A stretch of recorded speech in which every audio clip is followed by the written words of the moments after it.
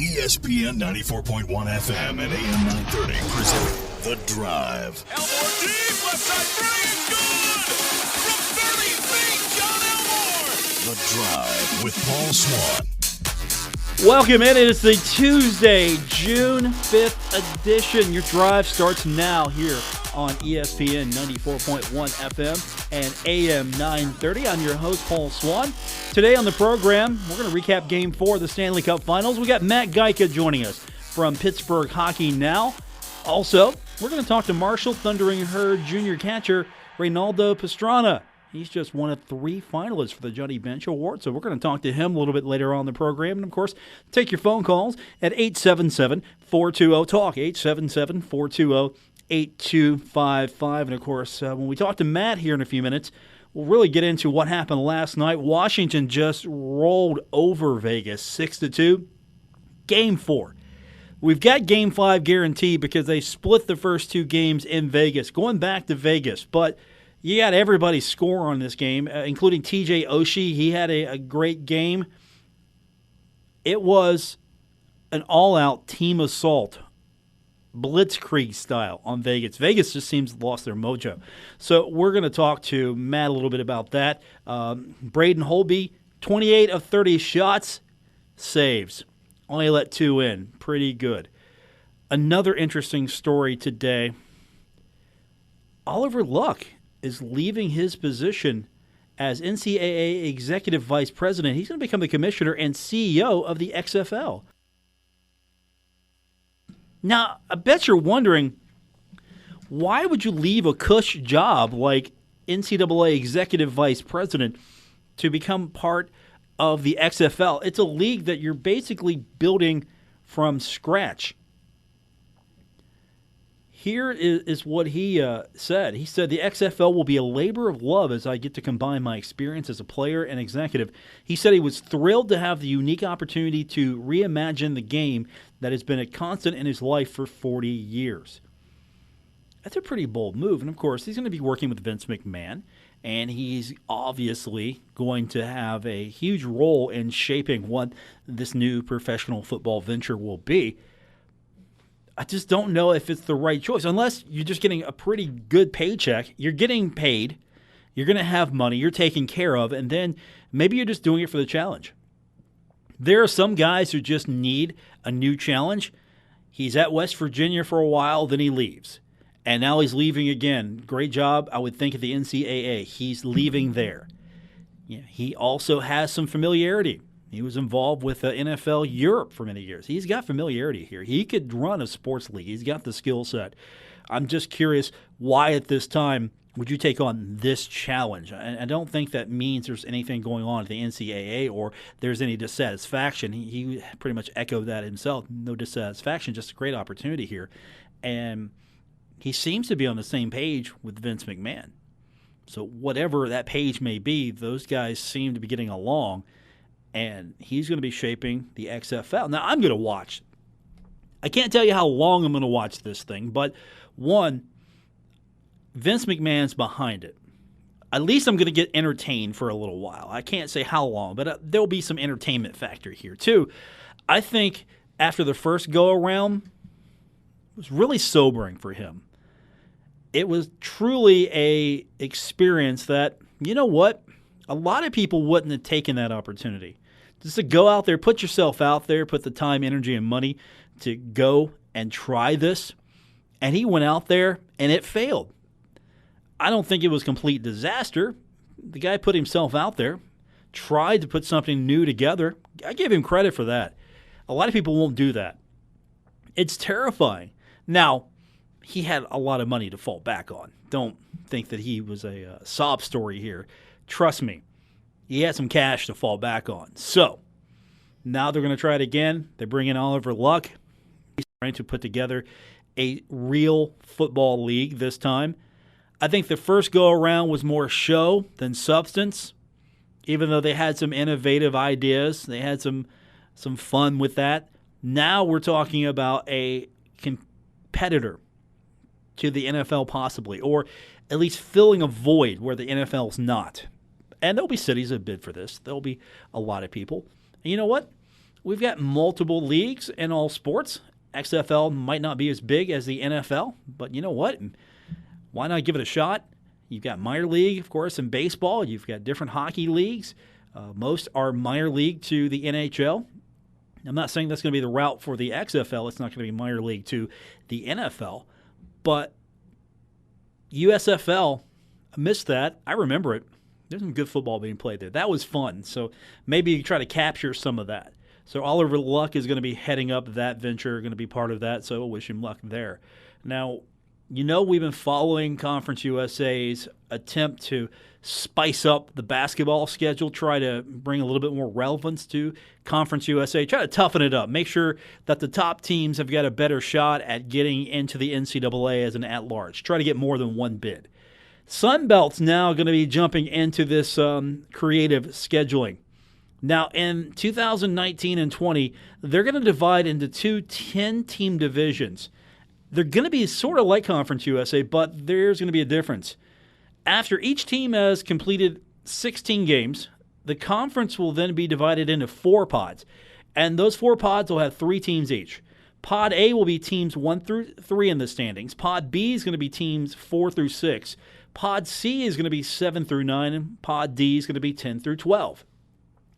Each school will play the other 2 in its pod at home and away to round out the 20-game schedule. There's also a non-conference reservation of 2 games that will be available for peer conference opponents. You didn't see my air quotes. Peer conference opponents. You knew that things were going to start forming soon after Conference USA came out with their plan. I think Conference USA is still going to be the model. It feels like it's a little bit better thought out, other than how you answer the travel considerations, but I don't think the travel considerations are the factor here. It's the quality of opponent that they're reaching for, and at least you know if Marshall finishes in that first pod, they're locked into a higher standing. They can't fall out. I like that. Now, you know how I feel about the bowls, right? You know that I'm not a big fan of the wealth of bowls we have, and that teams with losing records can get in. Well, somebody at the Pac-12 seems to have my mentality, because the presidents have approved a rule that will require football teams to win at least 6 games to be eligible for the postseason. I'm down with this rule right now. Their commissioner says that the new rule will maintain the quality of competition for bowl season while providing their fans around the country with the most exciting games featuring their leading Pac-12 teams.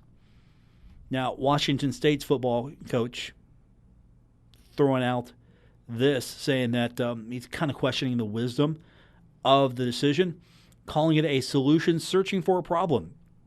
And he added that if we have a 5 and 7 team lucky enough to make a bowl, they could probably use the practice, and the players would probably appreciate the chance to play another game. Why should we limit opportunities when other conferences aren't? Well, that's a fair criticism. At the same time, I like this. I would limit postseason opportunities. It just doesn't feel special to me anymore. Everybody gets into a bowl. If you don't get into a bowl game, that's saying something about your program, because there are so many opportunities. But the Pac-12 going in a different route today. So everyone's trying to do different things. I think Conference USA actually pretty smart by putting out what they were doing for basketball. Hey, it feels good. Conference USA might be on the forefront, first and foremost, of some new changes here for a change. When we come back from break, we're going to talk to Matt Gajtka from Pittsburgh Hockey Now. He's been following the Stanley Cup. Of course, he covers the Pittsburgh Penguins as a beat, and he's going to tell us a little bit more about what happened last night. We'll get his thoughts on everything involving the Stanley Cup. Later on, we're going to talk some Marshall baseball. It's all coming up on today's edition of The Drive here on ESPN 94.1 FM and AM 930. Now, back to The Drive with Paul Swann on ESPN 94.1 FM and AM 930. Don't forget, you can always listen to the program on a delay basis. If you miss it live, you can always catch us on Apple Podcasts, Stitcher Radio. We're on TuneIn. Of course, we're just wherever you get your podcast. And if you are listening to the show, don't forget, leave us some feedback. 5 stars. always 5 stars if you're downloading, especially from Apple Podcast. Let's now talk a little hockey. Joining us on the program, we've got Matt Gajtka making his return from Pittsburgh Hockey Now. And, of course, Matt's been following the Stanley Cup final as well because, well, you were hoping that Vegas would beat Washington. Am I correct there in that assertion? Only because Washington, well, it's not right for any Pittsburgh fan to root for Washington. Is that fair? I just think Vegas was a slightly better story, if I'm going to go that way. And thanks for having me again, Paul. And also, I'm familiar with so many of the Vegas Golden Knights, from Marc-Andre Fleury to James Neal to even David Perron and Derek Engelland. They're, de facto captain. They don't have a captain, but he might as well be one, being a Las Vegas native and all. And so, yeah, I was pulling for them more. And speaking of ratings, I don't know if I'd give this Stanley Cup final 5 out of 5 so far. It has been interesting, but I'm disappointed that it might end early. I picked Vegas in 7. I suppose that's still in play, but it has been the case the last couple of games of Washington, in my opinion, getting every bounce. And they have not necessarily dominated in the flow of play, but if you look at the scoreboard, they sure have controlled things. I'm glad you mentioned ratings because the viewership has been up for this series. I don't know how much longer that would last, but it's definitely after this amount of games, it's outpacing the Predators and Penguins and the Sharks and Penguins. Viewership's been up. I think a lot of people maybe are discovering the Stanley Cup final because of the Vegas story. Washington, of course, is an interesting story as well. What do you think the big cause here of people maybe finding the Stanley Cup a little bit more than they have in years past? Well, sure. Part of it is Las Vegas, and it has permeated the greater sports bubble, the sports sphere, whatever you want to call it, because of an expansion team making a final for the first time since 1967 when the Blues did it in the NHL. So that's brand new for so many people, for more than 2 generations of people. We've never seen anything close to this. So I understand that side of it. I also think from the Washington perspective, this is, I don't want to call it a sleeping giant of a market because they've tuned in for the Capitals, but they never got past the second round with this current group. So I'm sure there was a certain element of here we go again when they made the playoffs and then fell behind 2-0 to the Blue Jackets in the first round. But for them to break through, beat the Penguins, you're getting some different fans following it now, some believers that didn't believe before.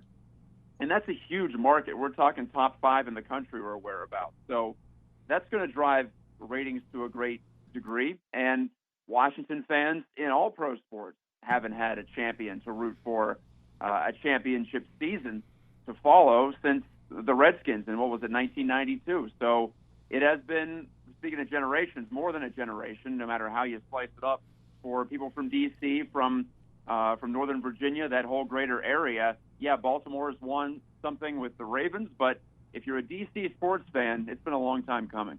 Matt Gajtka is our guest from Pittsburgh Hockey Now. Let's get into what happened last night. Now, I was hoping this would be a lot closer.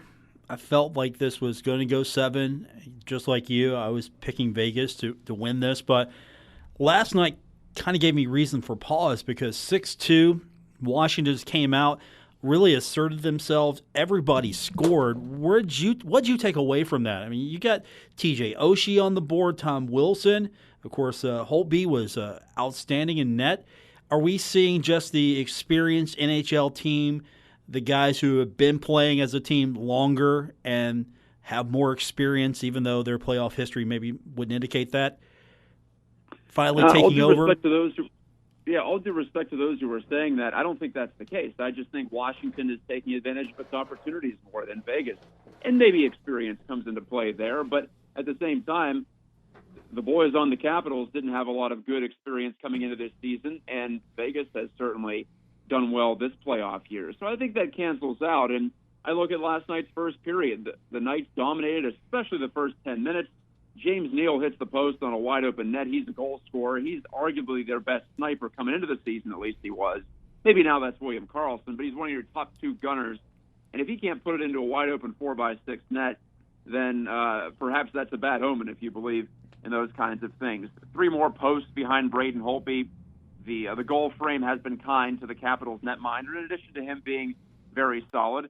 And then Washington scores on 3 of its 4 scoring chances. The scoring chances were 11-4 Las Vegas after one period, and the score was 3-0 Capitals. So that tells the story, and it ramped up that, if you want to call it luck, if you want to call it finishing or goaltending or just the bounce of the puck, it ramped up that factor that's gone in the Capitals' favor so far. And we could look back at this series, and if you look at shots, if you look at shot attempts, if you look at scoring chances, it's all in Vegas's favor. Not by a lot, but they at least deserve to be in an even series here, but deserve to at this point, isn't it? It comes down to results, and you have to hand it to the Capitals. TJ Oshie, you brought him up. A fantastic finish, kicking that puck to his stick in the low slot in a lot of traffic last night. That gave the Caps a 1-0 lead. And then after the Knights had scored 2 in the third, to come back and make it 4-2, make it interesting, and make it rather quiet in Capital One Arena, Oshie barrels down the left side, shrugs off Colin Miller, and puts it on a platter for Michael Kempny for the insurance goal. So, yeah, Oshie came up big, and I've been impressed by him throughout the playoffs, so it's no real surprise there. I guess the best stat line of the night maybe is Evgeny Kazetnov, because he had 4 assists in this game. He's definitely benefiting from what happened last night. Yeah, for all I say about Oshie, Kuznetsov, in my opinion, has been the Capitals' best player. He's been their most consistent player. I think he drove that win against the Penguins. He was the difference maker. Now, 2 years ago, when the Capitals were President's Trophy winners and lost to the Penguins, Kuznetsov didn't show up, but it was his first playoff run, willing to give him some leeway there. Now he's figured things out. He is under him in so many ways, and I'm so terribly impressed by his play, and he's taken the reins, in my opinion, as the number 1 center on the Capitals when it's been Nick Backstrom for the past decade plus. So we're seeing a changing of the guard there and a new star being born.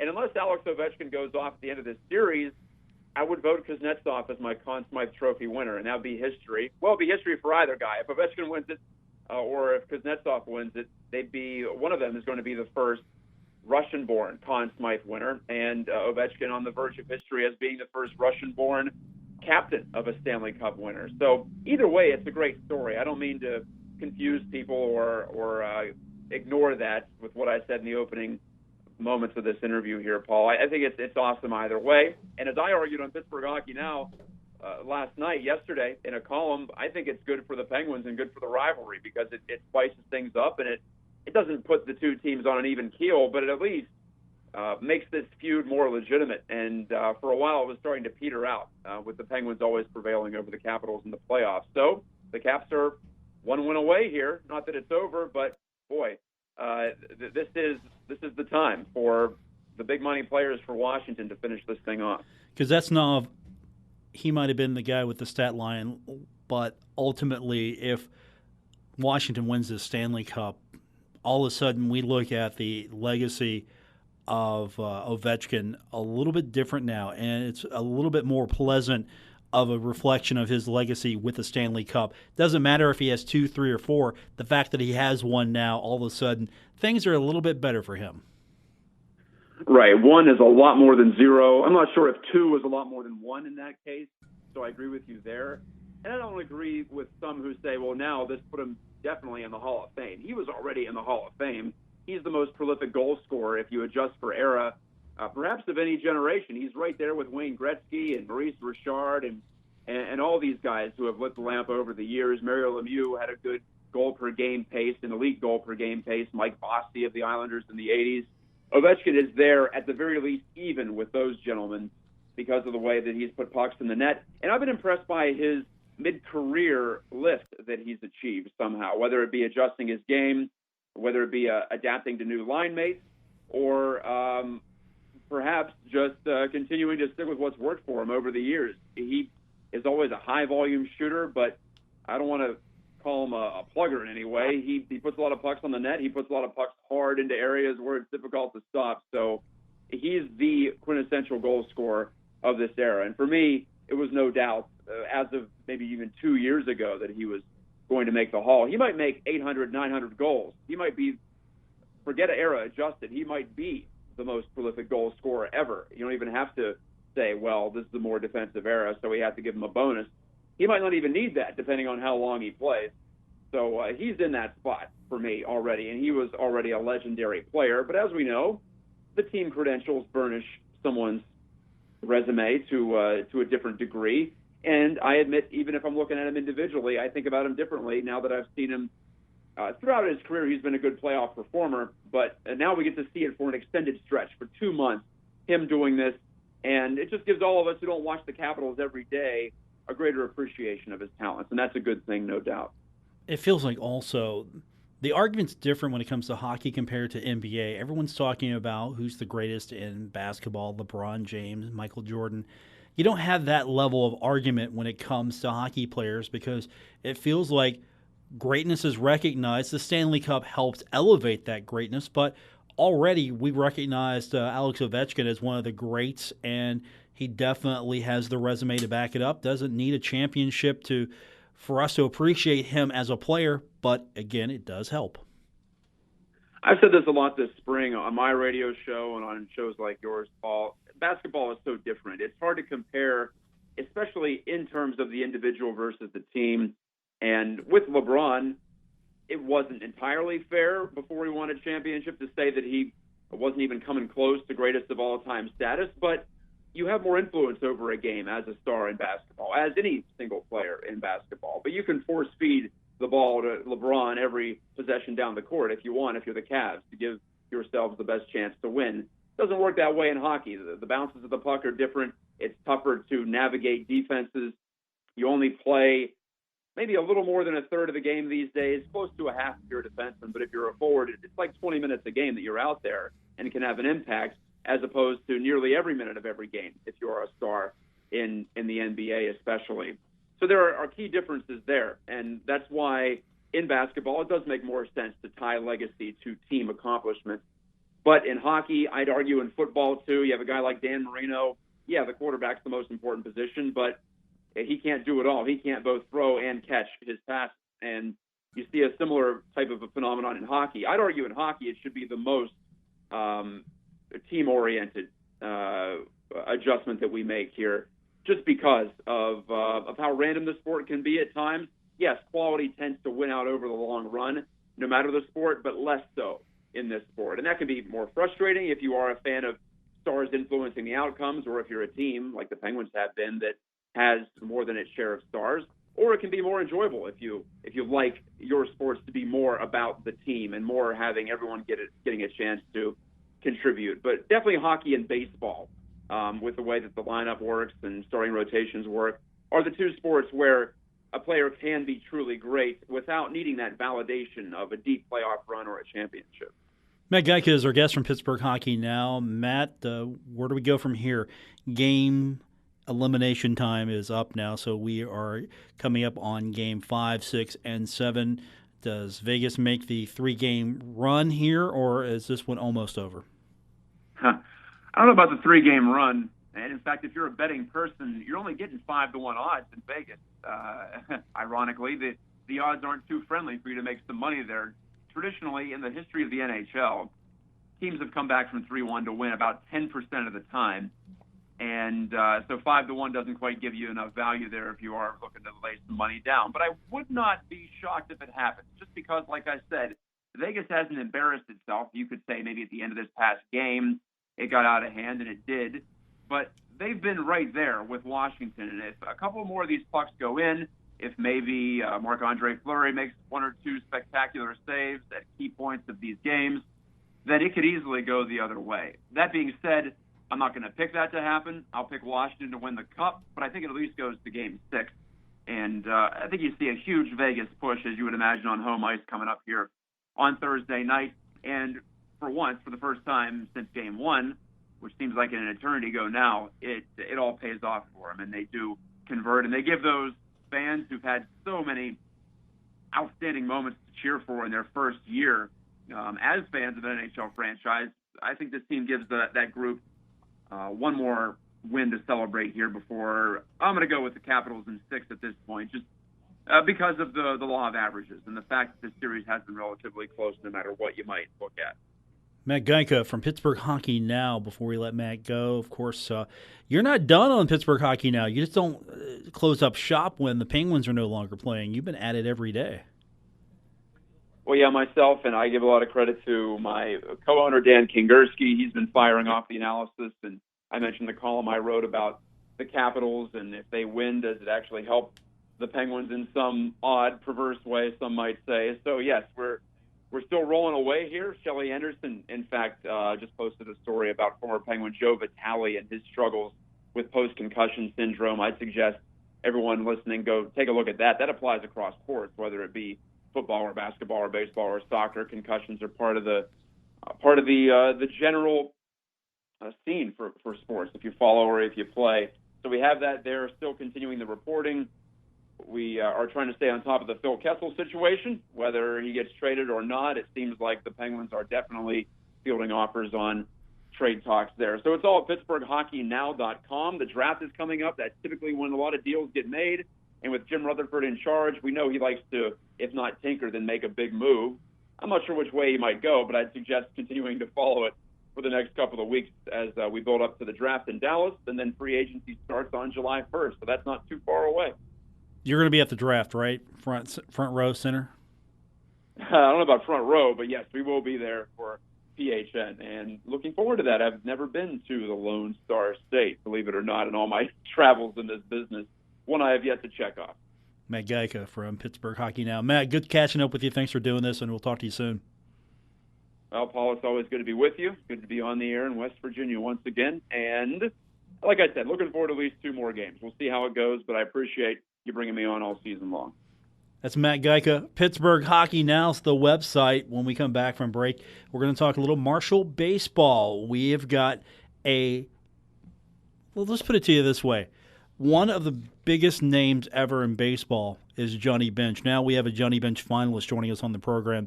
Reynaldo Pastrana joins us next here. It's The Drive, ESPN 94.1 FM and AM 930. You're listening to The Drive with Paul Swann on ESPN 94.1 FM and AM 930.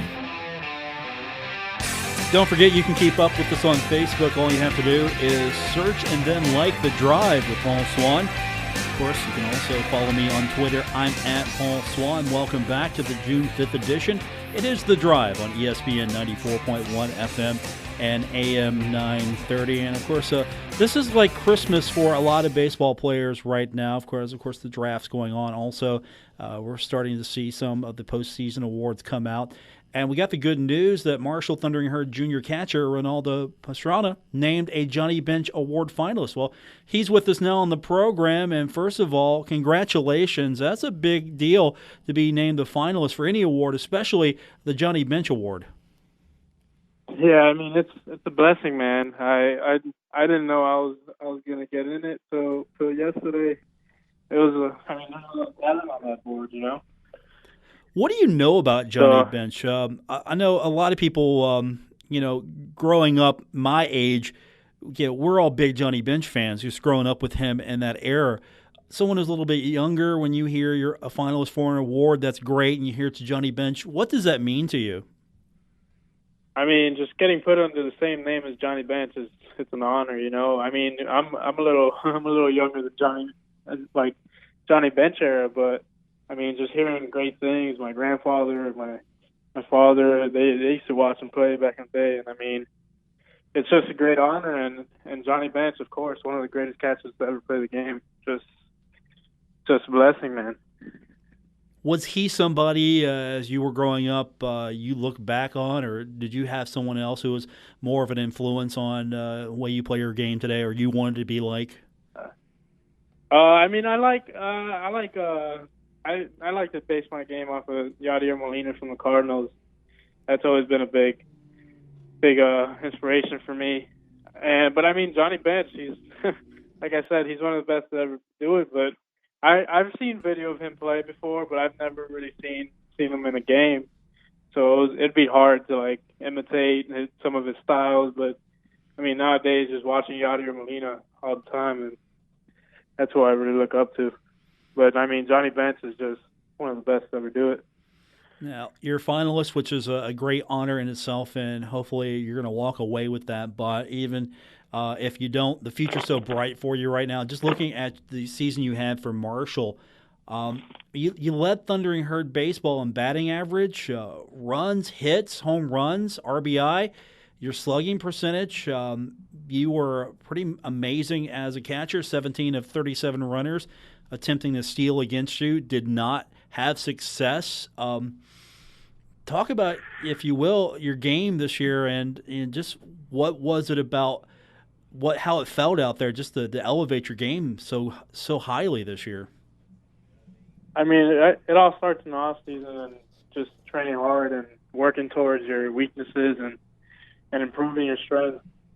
I mean, I struggled last year and that just humbled me, and I just went back to work and just worked on everything I needed to work on, especially my body. That was the biggest difference for me this year. I lost 30 pounds this off season.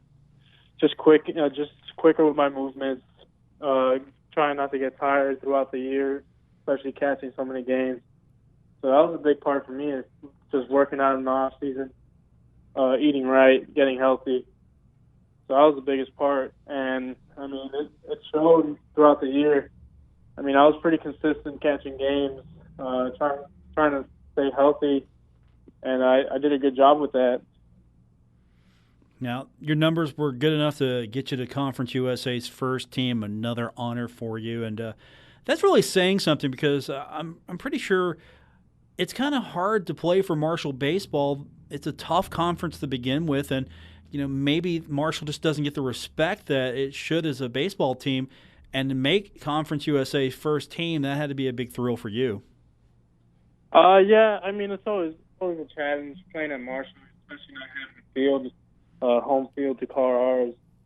But it's something that humbles you and something that you take with you forever, knowing the struggles that you go through every single day of driving the field, having to change somewhere that's not your own locker room, But it's something that humbles you, and you're truly going to appreciate the little things more.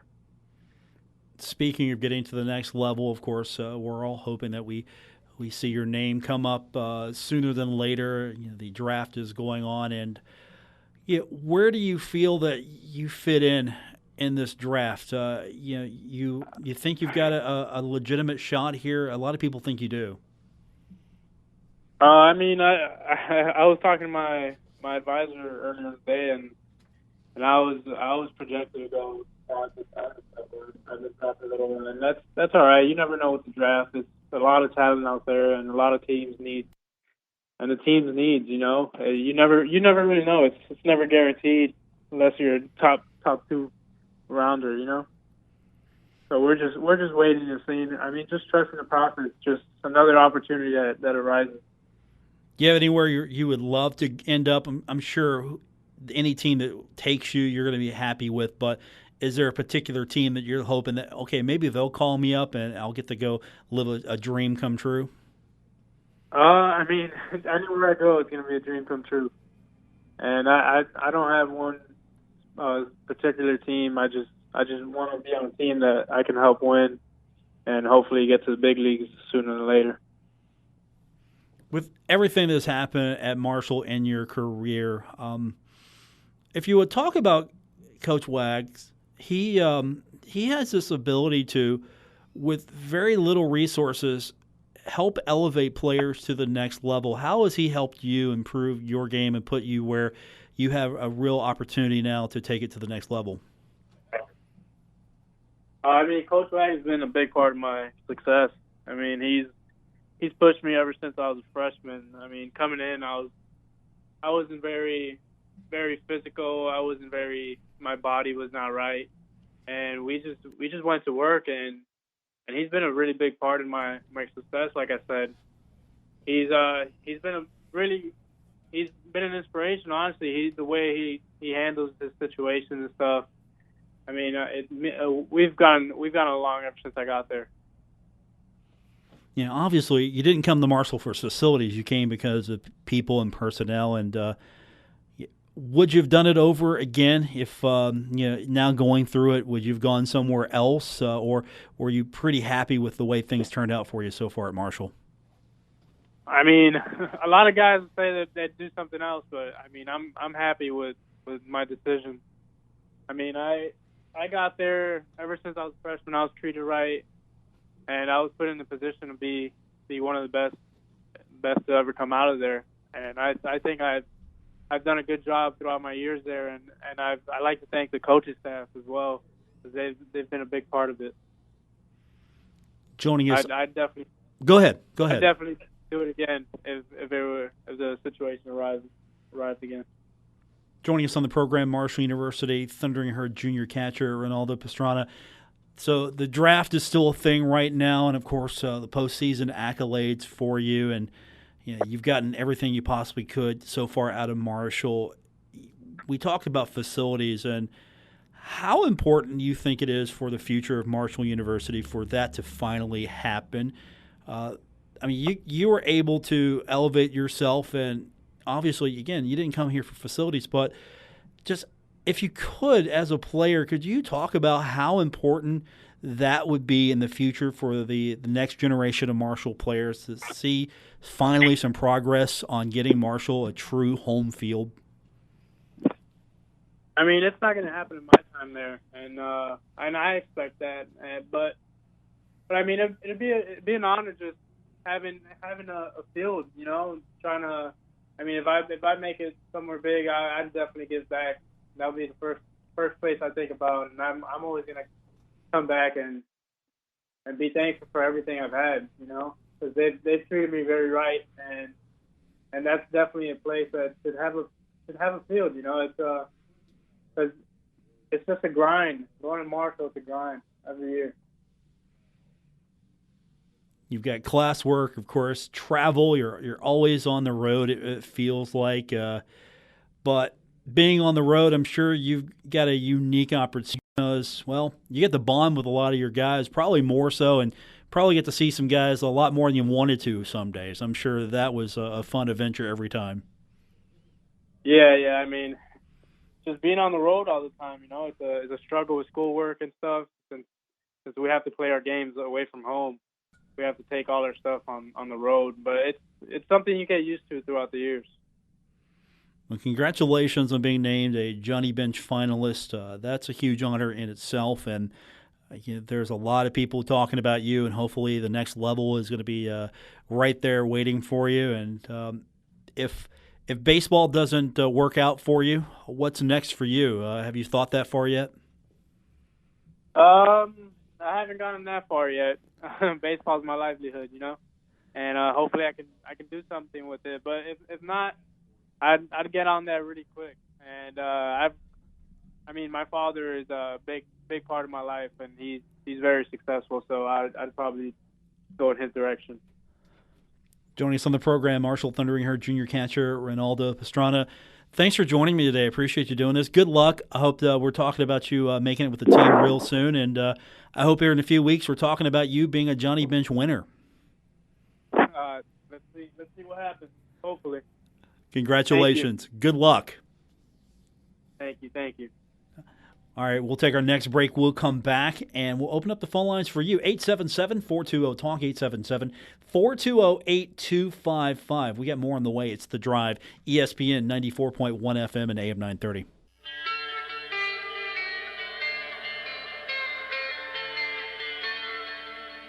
Now, back to The Drive with Paul Swann on ESPN 94.1 FM and AM 930.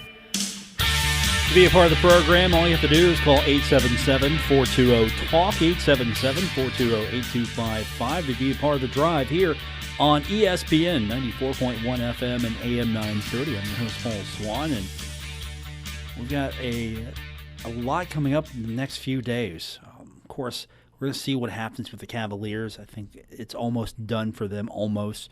The Vegas Golden Knights have an opportunity here to try to get back into this series.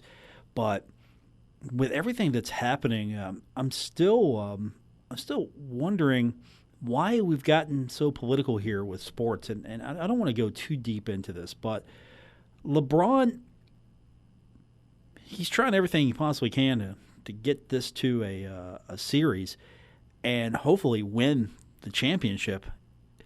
Now, I don't know if that's going to happen the way things have happened for him, but again, it's getting political today because, well, if you haven't been following, the White House and President Trump uninvited the 2018 Super Bowl champion Philadelphia Eagles to the White House, well, due to lack of interest, I'm sure, on their part. Not that many people were coming. It's going to be a small delegation. There were a few people who were interested, but apparently size matters when you are the president these days, and it just wasn't big enough for him to come out on the lawn.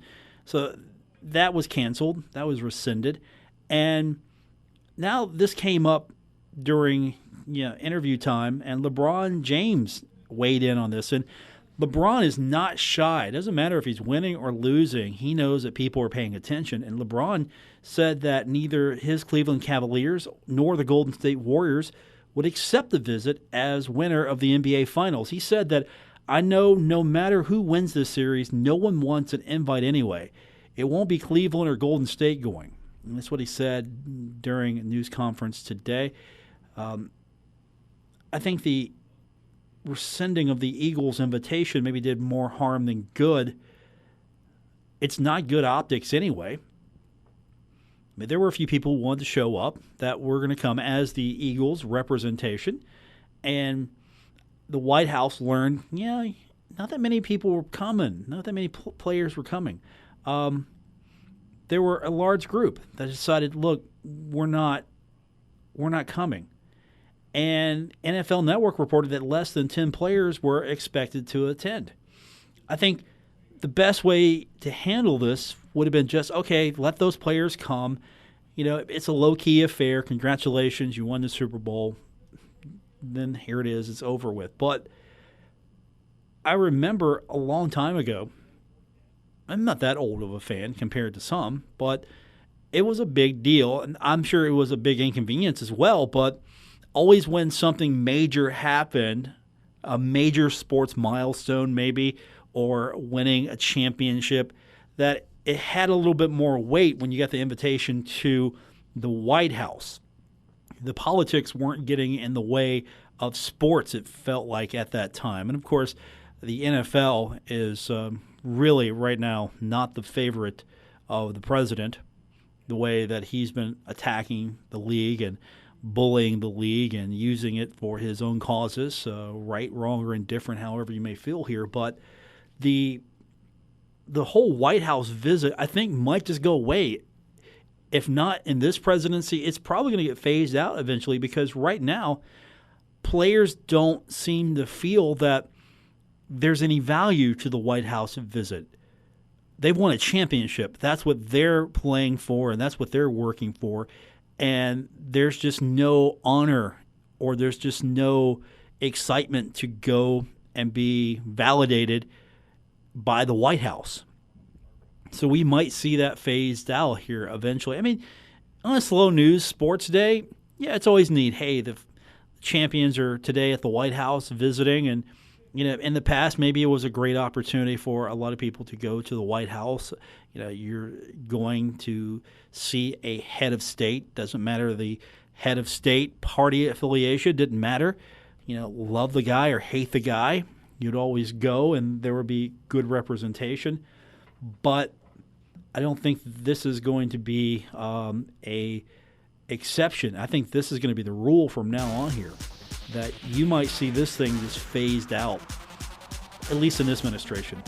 I mean, why make these invitations if nobody's going to come? And I think it looks bad.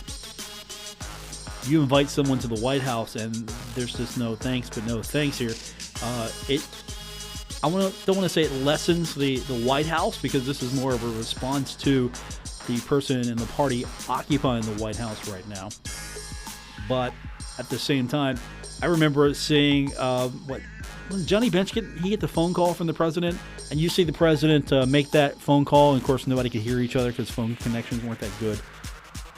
I mean, you get a phone call from the president, I'm sure you try to take it, but the invitation to the White House doesn't seem to be a thing anymore. For producer Gabriel Swann, thanks for listening. This has been The Drive on ESPN 94.1 FM and AM 930. WRBC Huntington, W227BS Huntington, ESPN 94.1 FM and AM 930. Huntington Sports Station.